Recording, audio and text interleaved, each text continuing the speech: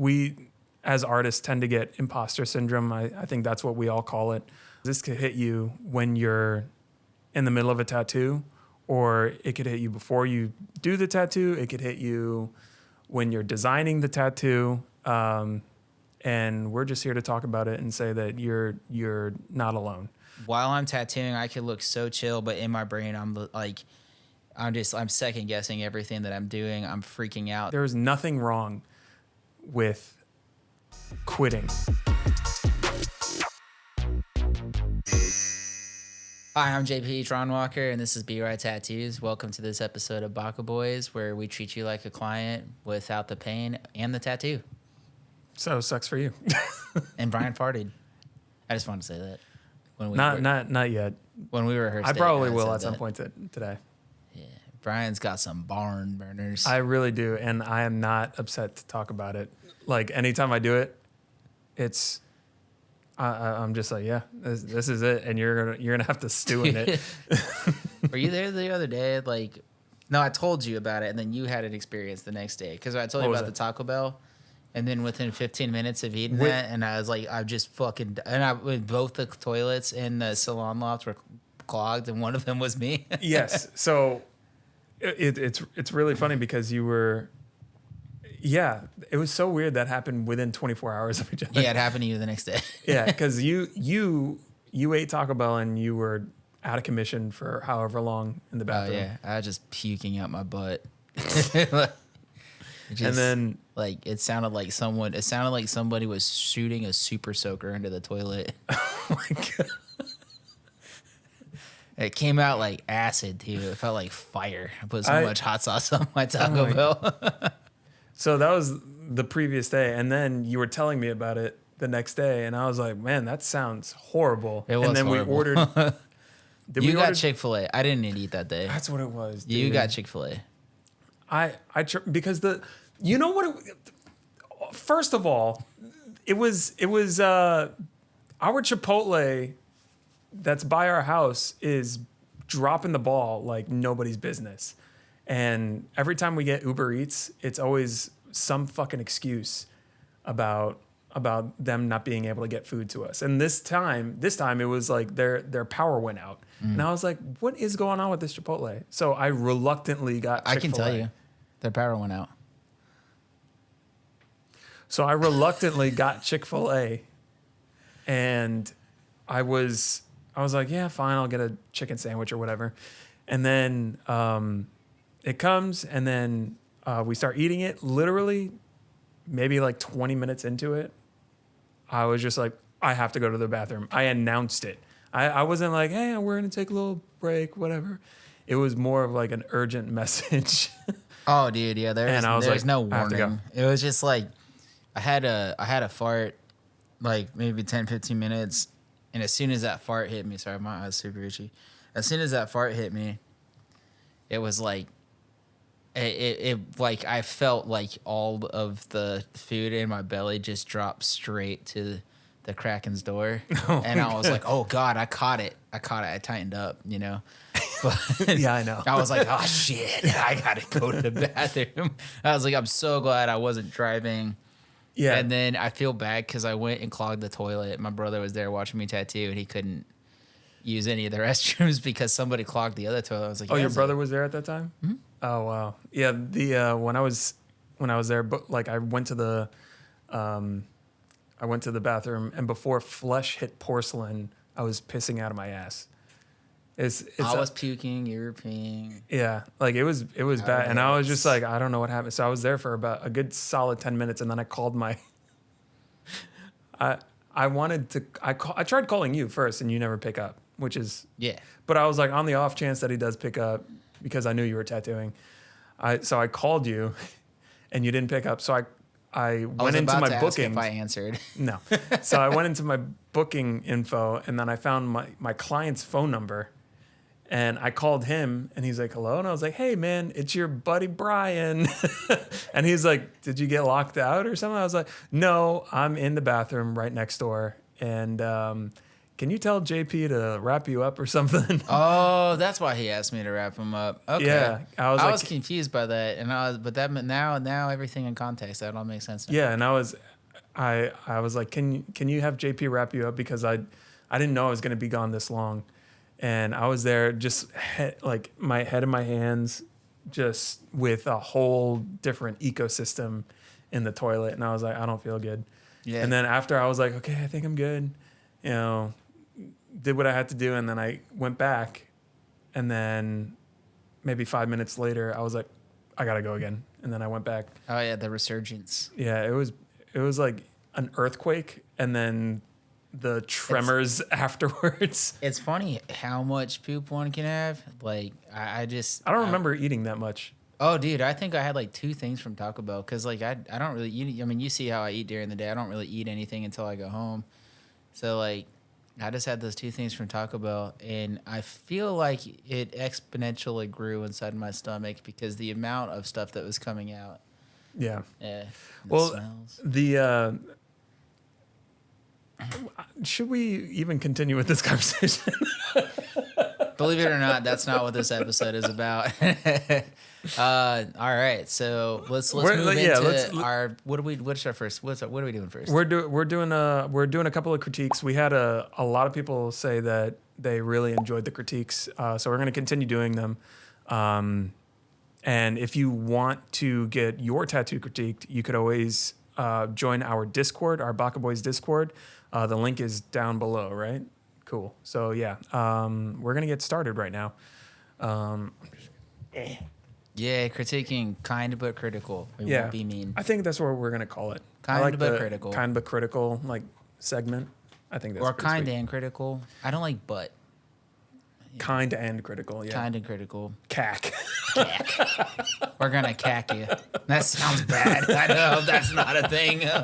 You ever say something, you're like, that sounds like this could be a little edgy, and you don't know what you're saying, and then you find out, oh, you do know what this feeling is. Actually, I forgot. Yeah, we're gonna cack. All right, so we're gonna cack all over this.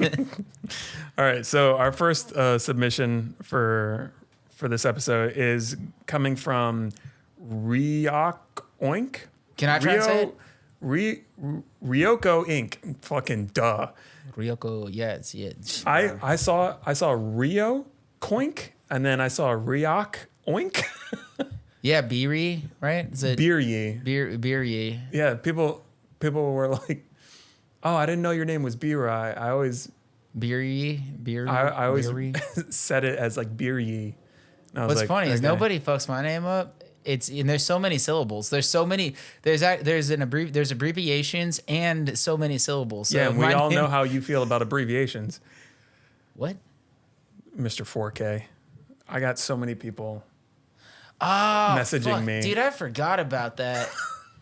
Anyway. I was pretty heated about that. Well, no. I know. No. If I remember correctly, it's because there was a number. The abbreviation itself didn't bum me out. It was the math. No, we're not doing this again. Let's get to critiquing, dude. Okay. So this first one is from Ryoko Ink. And it is, what's his name from Demon Slayer? I forgot his name. He's one of the Hashiras. So we have what appears to be Sonami. What appears to be Sonami. So I'm going to go and say the composition is okay. My one detriment, or the one thing I'm going to say about this piece, is when you have a character with, I mean, he has a good amount of hair, but it's not like Super Saiyan 3 Goku or whatever, where it's like you have to cut it off. Like you should have put all the hair there. And then for you to cut it off with like these energy bands on the top, and it doesn't flow with the body. It just kind of it's a hard cutoff. That's kind of, I mean? Yeah, that was going to be actually the first thing I pointed out. This is a side of the calf, it looks like. Yeah. So kind of reverse the flow. So you have the flow upwards. Yeah, going up towards the knee. You should kind of have it going back, because like when you think of somebody's like just a good walking motion, and then just that nice like sort of S shape. So I would have had the energy flowing in that direction. And I agree with Brian. More hair. I'm not sure is that a leaf on top of the energy? I don't know. I'm not sure what that is. So that is an element that you have inside the tattoo. I would put more elements of that leaf in there. So then that way it tells the viewer that this is an element that's incorporated throughout the tattoo. I did that with Marichiro tattoo where I think I had like 3 of the ginkgos because those were representative of him and his brother. So, so yeah, just those kinds of things. You know, I mean, I'm a sucker for bold lines, so I like me some good chunky lines. The color transitions from like the greenish teal into yellow and stuff, I'm always a sucker for that too. But yeah, no, it looks like you got some cool ideas. Like you got your head's in the right space for things. But yeah, just kind of look at other tattooers, but don't just look at the tattoo. Like look at how it lays out on the body, and then kind of break down like why that's so visually appealing when you do that. But yeah. Yeah, I would say the line work itself is decent. I would try to clean up all those lines a little bit. There's a lot of inconsistencies with like the much bolder lines. It looks like you may have had a squiggle and then you tried to correct that, and then you tried to correct that, and then you tried to correct that, and it made it a little bit too bold, especially on the side of the cheek here and the collar of his kimono. I like the colors. I like the colors in here, but I feel like you may have gone a little too bold with a lot of the lines, especially in the hair. Like you pretty much made all the lines bold, even the like the scars, which I wouldn't have personally made super bold. Yeah, you want to have like good line weight differences with exterior lines and interior lines. Yeah, you want to make especially for the face, because the face is so like you want to do much thinner lines. I usually use like a 5 round, like a tight 5 round for the details in the face. It looks like you use like your smallest line was probably like an 8 round. And yeah, so thinner lines in the face. Yeah, I like that. Also, you outlined the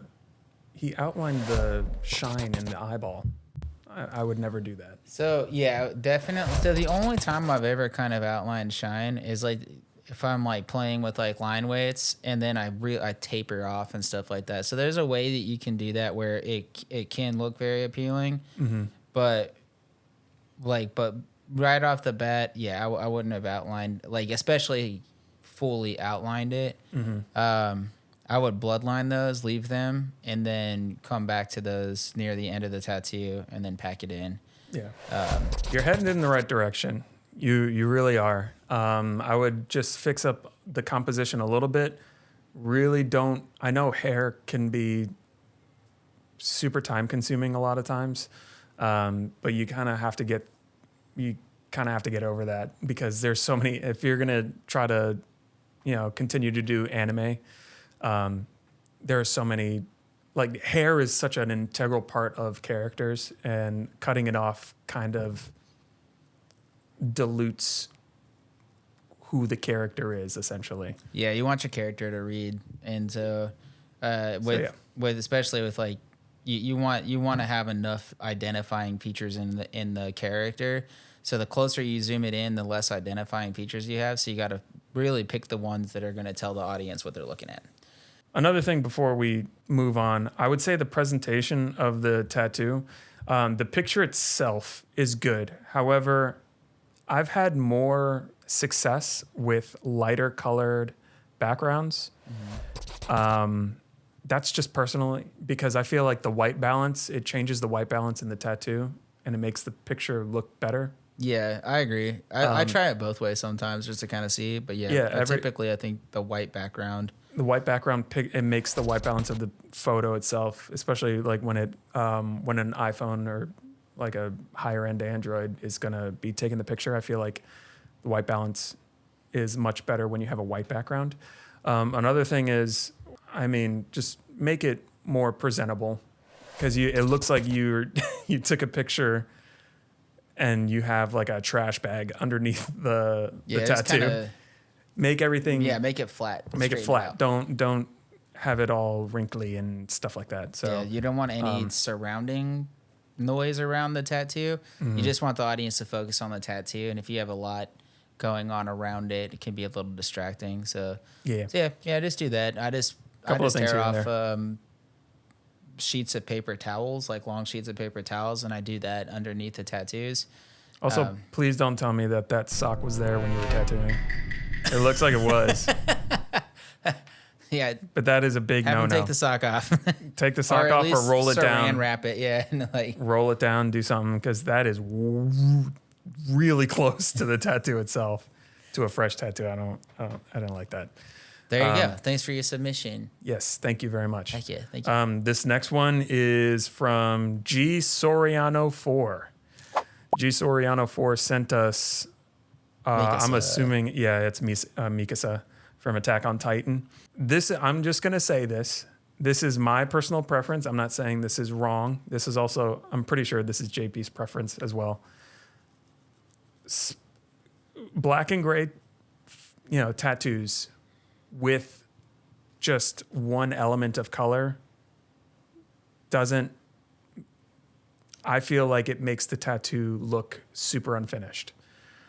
And even if you do like hints of color everywhere, there are certain people that can get away with it because the black and gray aspect of the tattoo looks complete, and their shading looks like a completed tattoo. However, when you're doing something like stipple shading, there's a lot of open skin, and it would have looked fine had the scarf not been colored in red, because now it looks incomplete. And that's my only thing. I know people love, black and gray tattoos with like a splash of color. There's always the iconic lion or wolf with the blue eyes. Yeah. Bro, you see that everywhere. But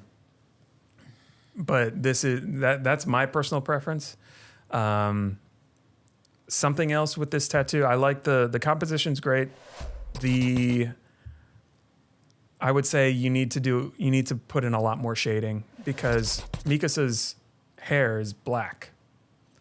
So it should be black, not this like gray with like the black like shadows, because now it looks like her hair shouldn't be black when it's supposed to be jet black. And then you would add, what I would have done is black and then brushed it upwards, or pepper shaded it upwards, so you could have a shine on the top rather than coming from the top and then having the lighter tones on the bottom, because the lighting is a little wonky. And one more thing is, on the bottom you have like these wisps, like these negative space wisps. That won't look like that when it's healed, and I can barely tell that they're wisps because there's no shading behind it to push it forward. So it's a good way to cut off a tattoo with like these negative space pieces. But when you don't have enough shading behind it to back it up, it's just gonna look like partial, like it's incomplete, if you see what I mean. Like right here. Yeah. On the bottom towards the ankle. Yeah, I definitely agree with that. So your composition isn't bad. You get enough, like her hand pulling down the scarf. The only thing I'd probably do a little differently is like, so her sword, her ODM gear. If I didn't know what this anime was, I wouldn't know what was going across the frame. So when you're making tattoos and you're drawing up your designs, you got to keep in mind that people that don't know the anime should be able to read what's going on. So I would have taken her hand holding the hilt of the ODM gear, and I would have put that more into the foreground, and you could actually get away with not doing the wisps there if you kind of put her hand there and have it had the hilt of the ODM gear. I would definitely bump up your contrast a lot. So this is something I see a lot with tattooers is like, I'm like, more black. Put that stuff in there. They're scared to put in a lot of black. Yeah. Which we all were. Like when I first did that, like I was like, oh, this might be too much. Just do more. More black. Yeah. That I would look, so with her hair, I would have cell shaded that black in. Kind of like a good example of someone who does this really well is Cody Ellis. Because so you've got the reflections in her hair. I can see where you ghost lined them, but once it heals out, those aren't really going to be seen. Like, so you're not those will just be kind of lost in there. So I would definitely up the black, and then kind of whip it out as it gets closer to the edge, and it'll give that hair like a really good dimension. Yeah, I am with Brian. I know that the red scarf is like really important, and I know sometimes with clients, I know they want to get that one color element in there, and I understand the appeal. But like Brian was saying, if you do black and gray with a hint of color, you got to make sure that black and gray looks 100% finished. So you almost need to do more black and gray work to sort of balance out the fact that none of the rest of this is fully shaded in at all. But then you have the scarf that's completely shaded in, so you kind of got an imbalance of.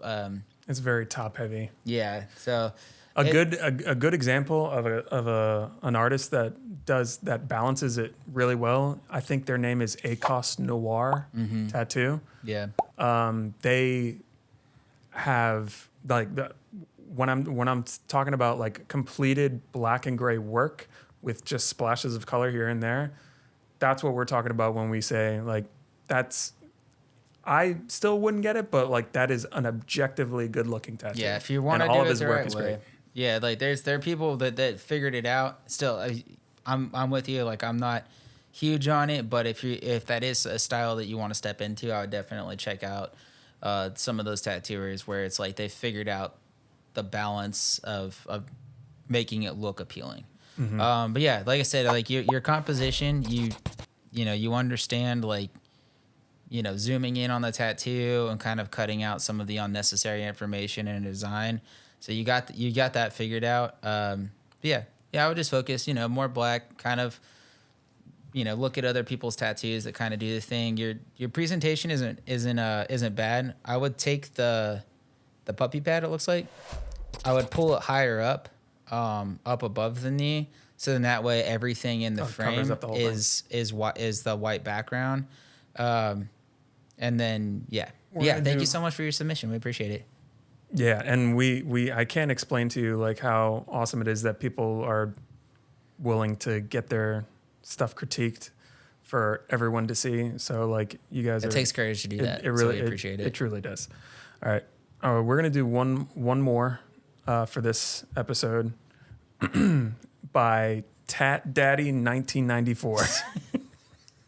You guys have crazy names. Bro, was that like, that seems like something you're, like an like AOL. Like an AOL or like an old email where it's like,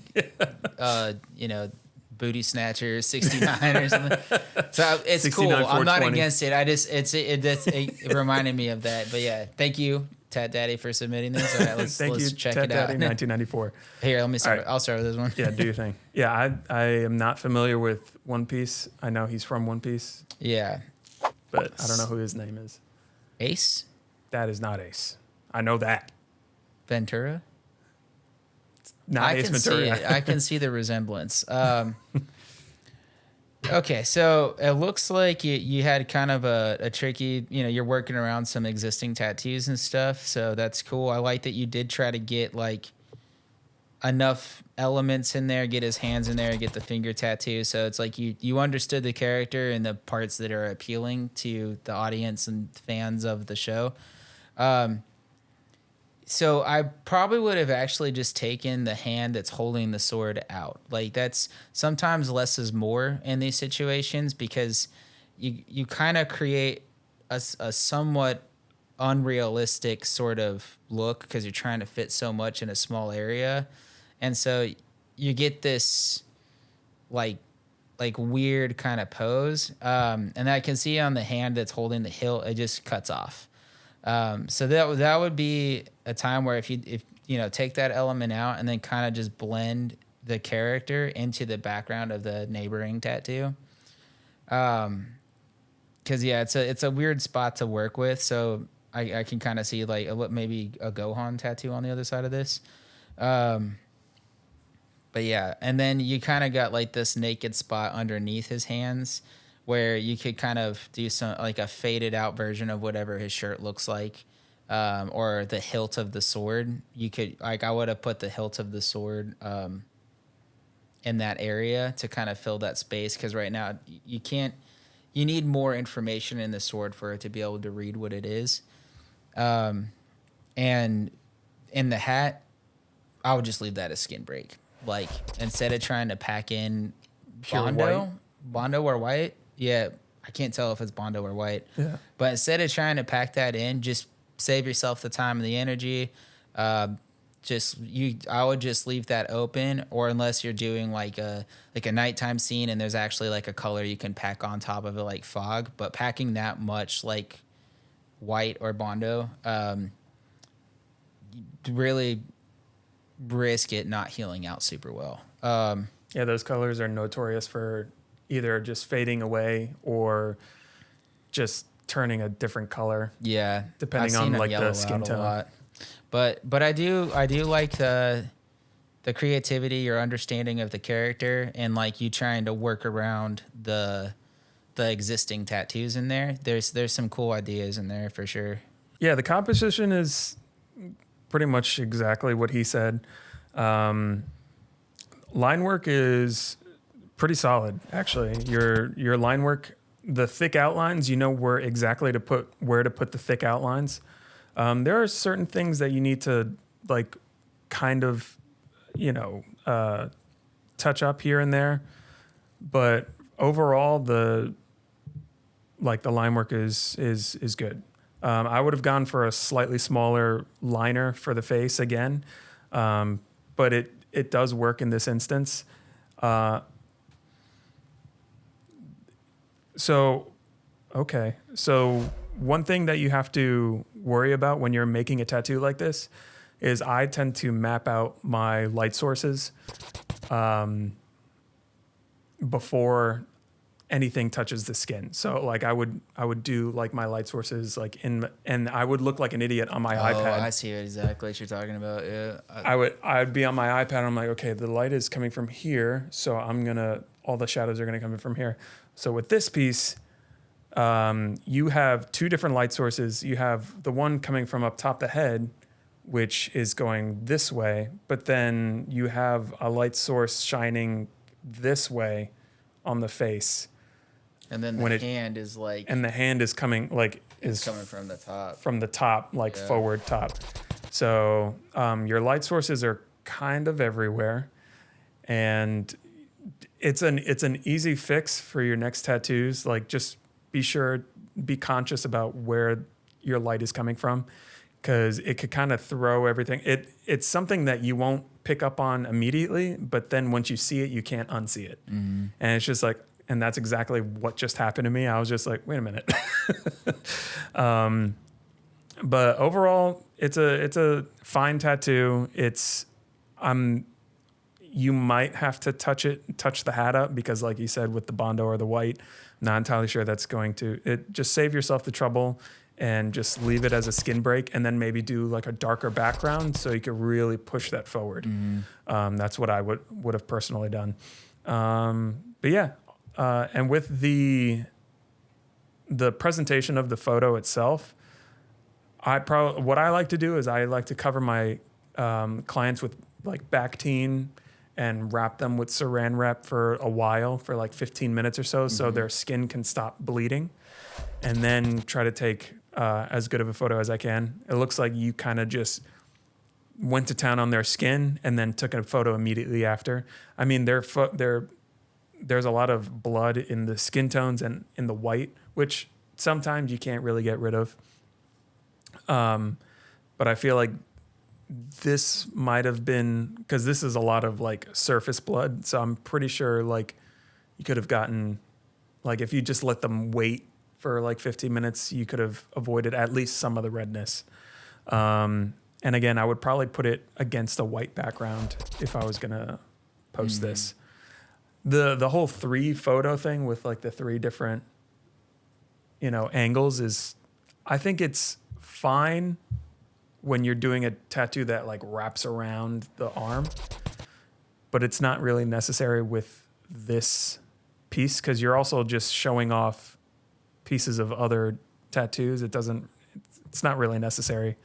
The center, I'm pointing as if like there's a graphic right here. The center photo looks good. I would have just taken it at a slightly better angle because it looks like you're coming from the top almost, and you need to kind of, unless that's the angle of the actual. No, it looks like because it looks like they're standing up. Yeah, and it's behind the tattooer's behind them. Yeah, but either way, solid tattoo, and yeah, just clean up some of these, some of the things, and work on your light sources and stuff. But yeah. Cool. Pretty good. Thanks for submitting. Yeah, thank you very much for submitting. Now to the topic at hand. And it's not poop. And it's not poop. Thank God poop's not on our hand. It's happened before. It's happened quite a few times. Oh, okay. I got poop on my hand like a few months ago. Sometimes the toilet paper just tears and you're like, fuck. The toilet paper didn't tear. I just rolled it up wrong. And I guess I just rolled it up to where there was like still like skin showing. We just said we weren't going to talk about poop. And then I went we down just to, said that. I know, but like there was poop on my finger.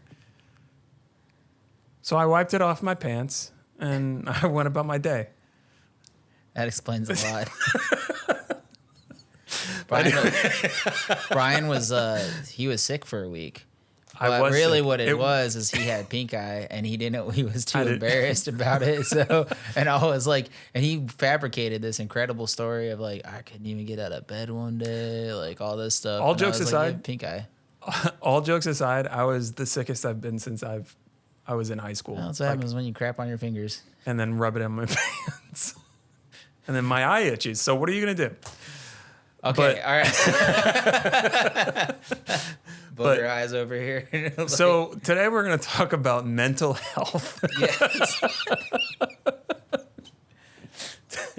It seems like we have great mental health. Yeah. But on the outside, we can look stupid and like the Baka Boys, but we struggle with a lot of stuff too. And it's actually fairly recent that we have been struggling with this. Like the episodes that I get every now and again, they can just come and go in waves. And I struggle with like ADHD and OCD and stuff. Like I was actually diagnosed with it. So there's a lot of times where I can kind of get into my own head and it sucks. It truly does. And I felt the past few days have been kind of rough for me. When you invited me over, I was struggling. And then when I was actually drawing yesterday, it kind of came to a head and I almost shut down, and my wife was sitting next to me and I was like, I just went upstairs. I didn't say anything. And I just kind of shut myself off from like everything, just kind of went to bed. And I don't usually take naps. So that's why my wife was like, all right, something's wrong. She's like, you don't take naps. And I was like, yeah, I don't. But the reason I bring this up is because sometimes this could hit you when you're in the middle of a tattoo, or it could hit you before you do the tattoo. It could hit you when you're designing the tattoo. And we're just here to talk about it and say that you're not alone. But we, as artists, tend to get imposter syndrome. I think that's what we all call it when we're designing something and it's not coming out the way our brains intended to come out, and then we go on a rabbit hole down like on Instagram or something like that, and you're just inundated with incredible artists, and you're like, okay, Simon K. Bell, fucking Russell, Vatic, fucking like Michaela, and you're just like, I get it. You guys are awesome. and you're just like, great. I have to deal with my feed that is just telling me that like you're not even close to people like this. You know what I mean? Mm-hmm. And it just kind of sucks. But yeah, what are your? Yeah, I mean, I've been in a weird rut for a minute. I kind of go back and forth with it. I'll have like good days and good moments, but yeah, most days it's like it's weird how you can work so hard in life, get to do all the things you ever dreamed of doing. You're like, oh, if I got to do all this shit, I'd be so happy. Like if I did this, and I'd be like, there's no way I wouldn't be happy because it's the craziest thing. So I've achieved I'll be honest, I kind of achieved everything I've ever set my mind out to do. Mm-hmm. And I'm like, why do I feel so fucking like mean to myself? Like I'm so critical on everything that I do. And yeah, so I mean, like I haven't been posting to social media a lot over like the last like month and a half. I feel like I've just not necessarily felt defeated, just like I feel like my interests have just been focusing in other places. But yeah, dude, yeah, it's been a weird one. Yesterday was a bit rough on me. Yeah. But yeah, no, it's crazy because like while I'm tattooing, and we I know we were talking about this earlier too, but like what you guys see like when we're tattooing, sometimes like we just like we look like we're in the zone, we're doing the tattoo, but our inner monologues are so fucking panicked. Absolute like, chaos. Yeah, it's like while I'm tattooing, I could look so chill, but in my brain, I'm second guessing everything that I'm doing. I'm freaking out. So when I get to the end of a tattoo, it's like, it's interesting because then it's like there's a bit of triumph where it's like, oh my God, I saw myself through this. I got to it. And the tattoo is actually kind of cool. It's crazy to think that there is a few hours of that I was like freaking out the whole time. Like this isn't going to go as well as I thought it was going to go. So yeah, it can be really, really difficult to kind of do that. And tattooer lives too, like especially ours, we don't have a lot of, well, at least I know I don't have like a lot of structure in place. Mm-hmm. So I don't have rest days. I don't have days to like give my brain a break or anything like that. That's just constant engaging. It blows my mind that you don't have a hobby that's outside of art. It truly. I tried to find one. It absolutely, because like when I have a bad mental health day and I need to draw, I have to take a step back and be like, I need to come at this with fresh eyes.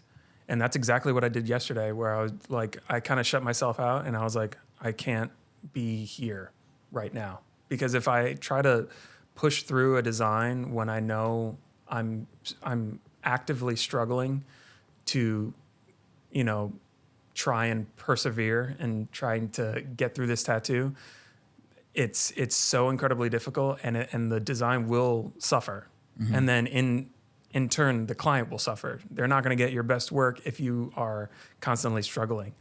So a lot of times when I'm, in this bad mental state, I will try to go to some of my other hobbies, whether it's usually just video games. And that's a huge part of my life, is just playing video games, hopping on and just kind of turning my mind off to the rest of my career and just giving that a backseat for a little bit. And there are times where like it does end up helping. So because I have a hobby that I could kind of just relax. Whereas if you were to be like, oh, I need to take a step back from this tattoo, and then you just close out of that that tab on your iPad and just open up Procreate on another tab. Yeah. And then just being, I'm going to draw something else. But if you have artist block, then you have no outlet. Oh, dude, I freak out. Like, because I'm like, I don't know what to do, because I'll try to play a video game, and I just can't, dude. I can't play video games. I wish I could. I wish I had it. I can play, like, I can do it if it's like parties of friends. Like, if we're all playing Mario Party. Like, I really enjoy being around my friends. Like, I really enjoy their company. And that is good for my mental health, I've noticed. Because, like, there's a while where I just kind of stopped going out to bars altogether. And so, and because I thought I was like, because I cut back on drinking a lot. So I was like, yeah, I think I'm just going to not go out as much. And then like the first time I went out in months, I felt really good because I was like around all the warmth of my friends. And I was like, oh, I missed this. So there's a healthy amount of doing this. Yeah, you were there. Yeah, when we went to Sly Fox, right? Yeah. And you were just like, I don't know. And then I was like, well, the invite's there, and you talk yourself into going out. And usually and if that works, then that's huge, because then now you can kind of turn that into like a habit. And I feel the same way so my wife goes away for however many days, because she either goes to Dallas for voice recording, or like she works with a dice company and they have her going to like different conventions like once or twice a month. So she's gone for long periods of time. And like I would be home alone, and sometimes when I'm alone, I get those really intrusive thoughts, and I kind of seclude myself. And one of the things that kind of brings me out of that is essentially forcing myself to go out. Yeah. So like I'll either, go to your place, or I'll hang out with like Mars or something like that. And I'm just like, I need to do something. Otherwise I'm just going to be trapped here with my thoughts, and I'm just going to be doom scrolling on Instagram, looking at everybody else that's better than me. That's why I deleted TikTok too, because I was like, it's just too stressful, man. I was like, there's just so much shit. There's like, it's overwhelming, the amount of information that just being put into us constantly. Yeah. And then this innate need to feel successful, to feel like you're constantly doing stuff. Because like then you're, I get in my brain where I'm like, if I'm not constantly doing something, I'm gonna lose it. Mm-hmm. So that's why it's like, if I the other day I took a break day, and I was relaxed for a good bit of it. But the thing that sucks is like as soon as I lay my head down, unless I've had some weed before. Usually I have some weed before I go to sleep, but sometimes I forget, and then I'm just laying in bed and I can't sleep because it's just like nothing but negative, intrusive thoughts. Like, and then I'm like, well, fuck. Now you're just sitting in your own filth. I'm going to get up and draw, until I pass out on the couch. So yeah, I guess it's like weird because it's like we constantly deal with this, and it's hard because most of the time I'm like, is this ever going to get better? Like, am I ever going to like not be so critical on myself? But then the other fear is, am I where I'm at because I was so critical on myself? So I don't want to relax or go easy because that's not what got me to where I'm at. So it's like this constant like battle in my head of like, you should appreciate the bad times. Yeah, like, dude, it's so weird. It's so fucking weird because then it's like, do I ever want to feel completely happy or completely blissful, or do I always need some level of negativity and use that as like the fire under my ass to continually work to keep achieving new things? I believe balance is key, and you can't appreciate a sunny day without having like rainy days. Mm-hmm. You know what I mean? So if everything was sunshine and rainbows, there would never be a fire under your ass to get you where you are today. And you're a very hard worker. Like a lot of people don't know this. He's probably the hardest working person I've met. I appreciate you saying that. I feel lazy constantly. I appreciate that. Because you constantly, like, between you and my wife, you're constantly working, and it blows my mind because I like to work.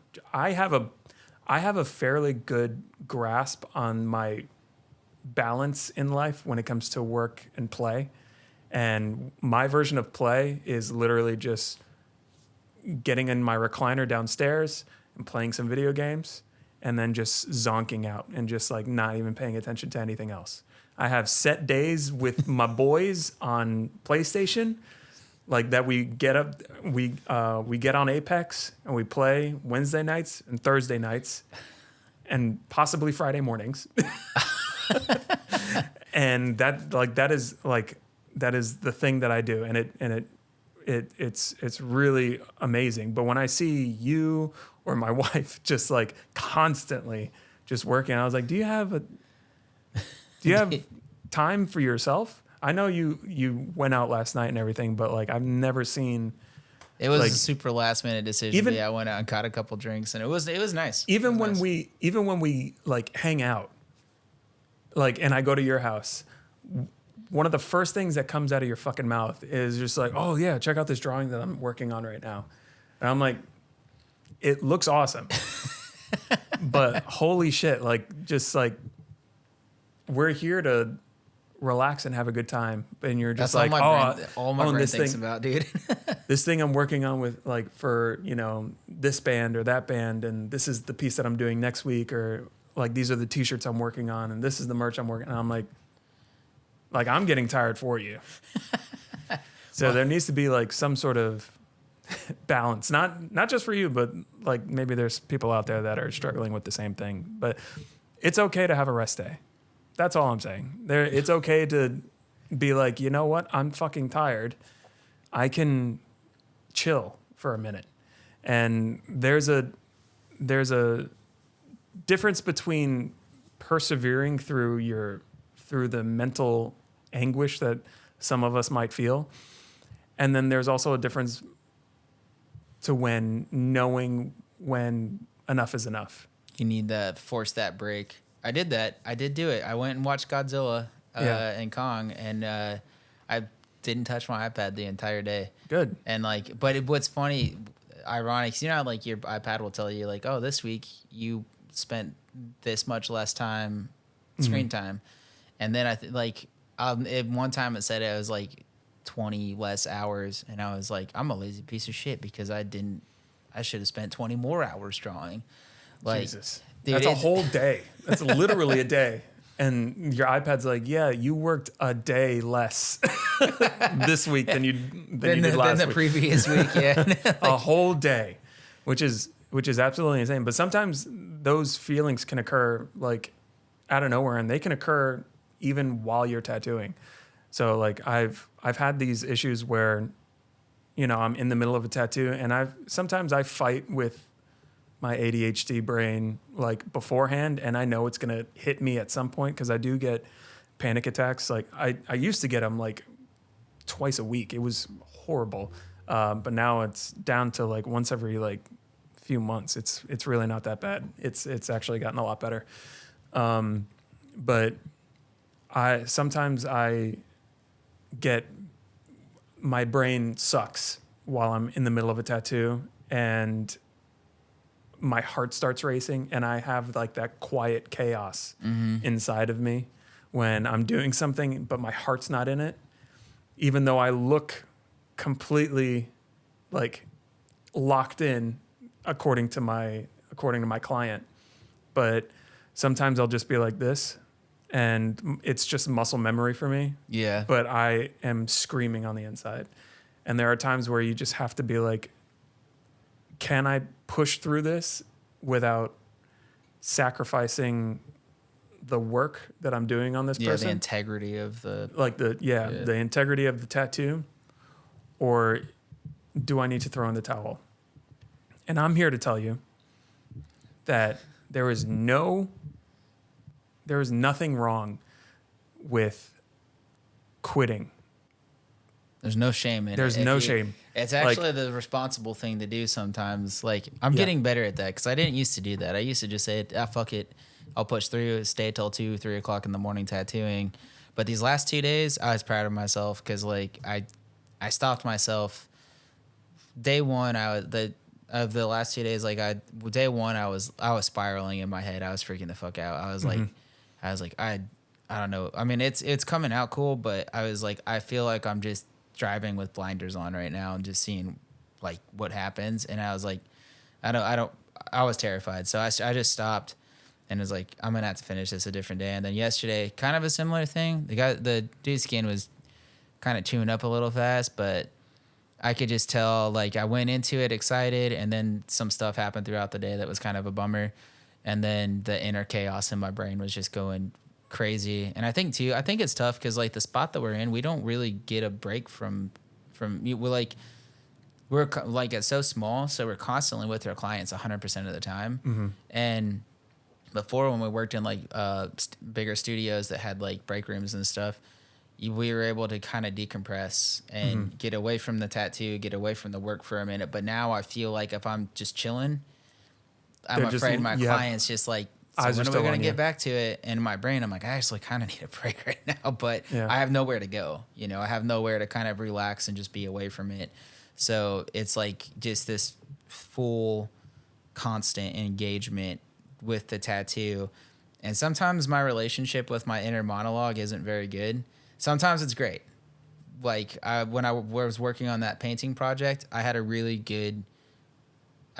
healthy relationship, you know, those 10 to 14 hour days I was putting into that project. But sometimes with tattoos, but the cool thing with that project is I could get up and leave for a second. I could go relax, you know, go make a cup of coffee. You know, it takes as much time as it takes. With tattoos, I'm like, I have to get this done today. Like start to finish. This person flew out from Michigan, so like I had to finish this today, so they don't have to pay for more flights and hotels.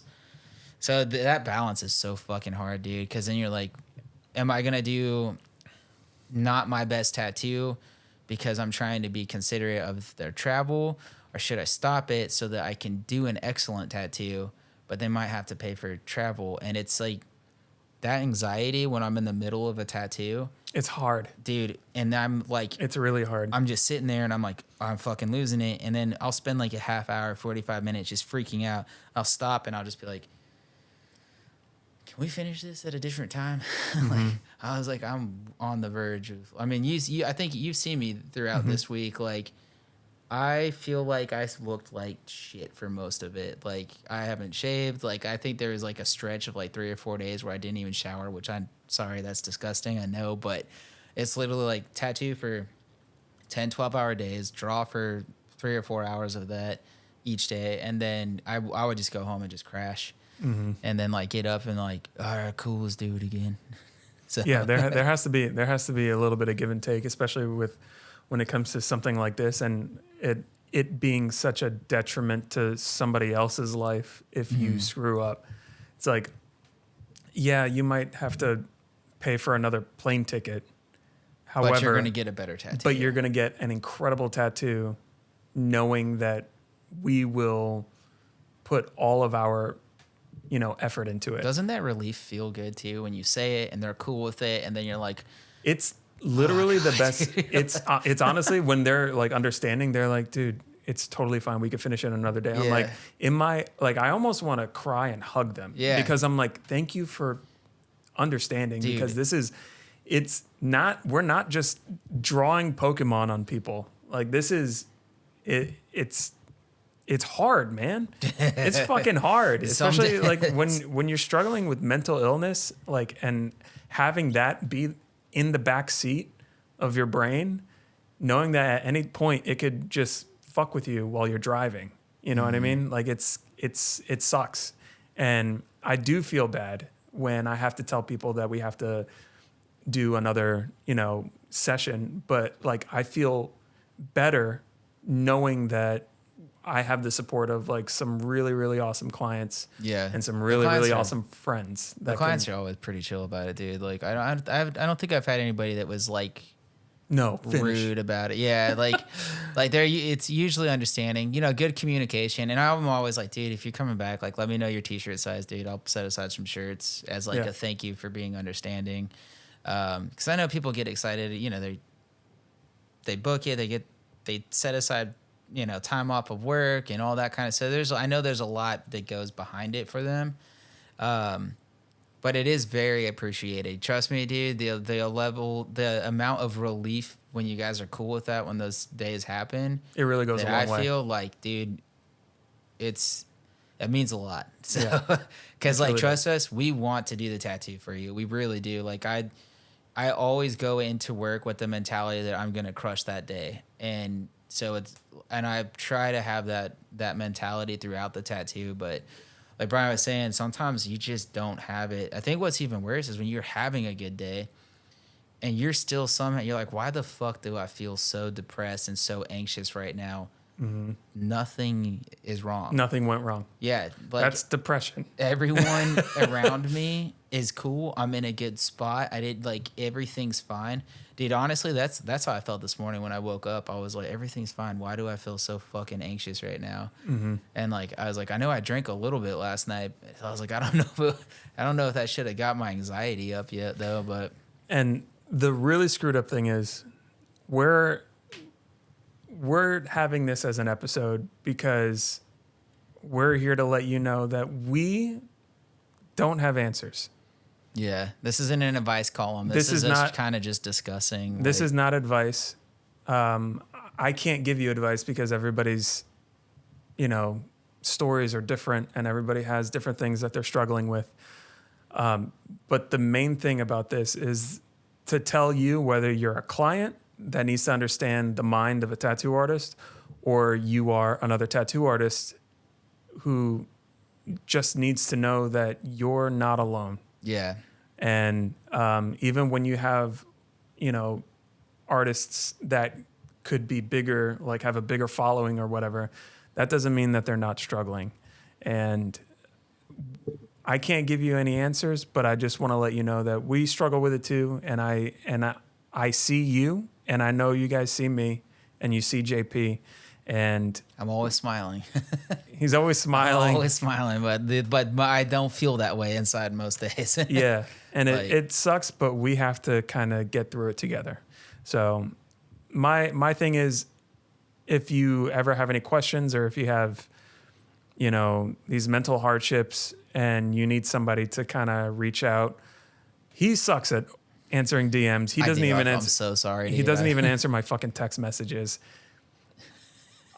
All right. However, you I could don't always answer message. anyone's text messages. I feel like He has like 300 or 400 messages on his phone. That's more than that. But I feel bad. It's ridiculous. I'm sorry because I'll tell people like, oh yeah, I go back to you. I promise you, my intentions are good. I just forget everything. My brain is so jam packed. Like my brain is like it's like 20 different voices all talking at the same time, and the only time that I feel relaxed is when I've taken an edible. Yeah. But I am sorry if I don't respond to your DMs. I really am. Like But he what I'm saying is he doesn't mean it. I have However, good intentions. I promise. His mental hardships make him forget a lot of things, and mine make me hyper fixate on stuff. So if I have one missed like DM, sometimes I will like read it but I'll read it while I'm tattooing and I'll forget, or I will try to answer immediately. So I don't know if anybody needs advice. I don't know if I can give it, but I'm here to listen. If you are struggling with something, maybe I could give you pointers on like what I go through. Or if you want to, have a comment, underneath this video, comment, subscribe. I know we have to plug that. It seems really weird to plug it on this episode, but like, comment, and subscribe. But if you comment, you'll get something out of this. Yeah. So, I can't tell you that I have the answer, but I can give you an answer. So, but yeah, that's pretty much it. We're just trying to shine a light on stuff that we normally go through, and we're letting you know that we do go through what some of you do go through. So. I have noticed like people do think I'm just constantly happy, and I'm like, no. I enjoy making other people happy. Mm-hmm. So I present super happy all the time because I want everybody who I'm around to feel warmth and happiness. Spoken like All Might. I'm like, I want you guys to be stoked, so I'll try and just like put that energy exude. And I am stoked, to be around my friends. So that's like, it's not like I'm not, trying to make it sound like I'm like this just depressed gray rain inside while I'm hanging out all the time. So that's not entirely true. I do have a good time with my friends, but there's definitely times where I'm like, I put out so much happiness and so much smiling because I really like having a positive effect on people, if that makes sense. No, it does.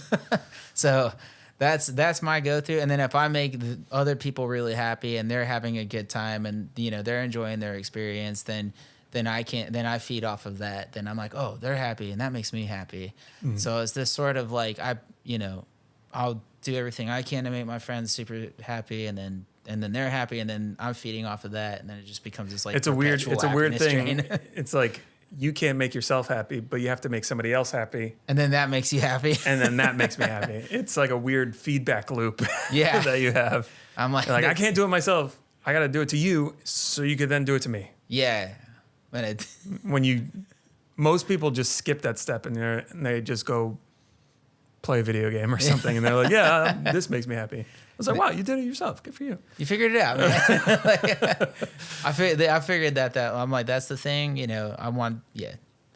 But yeah, so you're not like, we all go through it this week, especially. I think Brian and I kind of went through the mental, emotional ringer for a good bit there. But I do always try to have like a positive, optimistic outlook on things. I'm not as negative as I feel inside. I do know that I'm not outwardly negative. Like if something stupid or bad happens, I usually always try to have a positive twist on it. I know. So and even if I don't 100% believe it, I'm like, if I say it out loud and I put it out there, then like I don't necessarily believe in the power of manifestation, but I do believe in willpower, where it's like if I'm pushing towards that direction, even if I don't feel it now, if I know that I'm pushing myself in that direction, like I'm giving myself the sort of mental tools to take, turn lemons into lemonade. Yeah. So I'm trying. There you go. I guess if I were to give advice, I'd say always take if you're in a negative situation, it's something you have no control over, practice trying to, look at a positive outcome that could come from that. And also say it out loud. Yeah. I know that sounds really silly, but sometimes saying it out loud and hearing yourself say it can almost rewire like your outlook on that specific situation. Dude, that's true. I have full-blown conversations with myself sometimes, like out loud. I know that sounds crazy, but I do that. No. Things that'll like get to me. You know how people like have like fake arguments in the shower or something like that about like, or like, you're like, oh, this is how the conversation should have went. But sometimes like you kind of need that. Sometimes you also need to realize that this really small thing that got under your skin, if you say it out loud and you're like, it really wasn't that big of a deal. Yeah. But if you say it out loud and then hear the words, you're like, oh, actually, that does seem... Speaking it into existence, man. I like, dude, it's so funny. I'll be in the car sometimes. It's very strange. And I'll just have a full-blown conversation. Yeah. But it's cool because I'm working through, and it's rad because, like, you're developing yourself. Mm-hmm. You're literally... You're looking inward, you're putting it out there, and then you are developing your character arc when you do stuff like that. Yeah. And so I love the artist relationship that you can have with yourself through art, because every time when I'm working on something, especially when I have my headphones on, I'm living in here the 100% of the time while I'm doing that. So I had to really, on those days, I'm like, I had to, like, what music am I going to listen to put myself in a headspace where I can feel healthy doing this? So yeah, I guess like that's good advice. Have healthy conversations with yourself, develop through that, and try to put a positive spin on everything. A lot of the kind of shitty things that have happened in my life, because of my outlook, I've turned them into really positive roads. Like I ended up in Athens, Georgia because of a shitty situation I was in Oregon. And then I ended up in Orlando because of a shitty situation I was in Georgia. And in those moments, I hated it. I was like, I wish this wasn't happening. This sucks. But then because of how I view things, I'm like, well, maybe this is what I needed to happen to kind of push me in a direction that I've secretly or like internally been wanting to go in. And then I've always been happy with where I ended up. So I always do try to have a positive mentality in that way because I know how beneficial it can be. Like I'm in the middle of kind of a shitty situation right now, but then I like sat there and I thought of like 5 different ways it could go well, and that it would only go this way because this shitty thing happened. And then I'm like, oh, all right, I feel better. The only thing I have to be bummed out now is the unknown. So, yeah, I think that's pretty good for this episode. Yeah. Yeah. Thank you guys. If you sat through all that, thank you. Yeah. But yeah, you're not alone. And we don't have advice, but we have stories about what we go through. And if that helps you out, then that's awesome. So, but thank you guys for watching. We're the Baka Boys. You can find me on Instagram, B-Ride Tattoos. JP Tron Walker. JP Tron Walker on Instagram. And yeah. I don't know why that was. I was like, oh, wait, me. I mean, I could say it for you. No, it's cool. Okay. And yeah, that's pretty much it. See you guys. Thank you guys.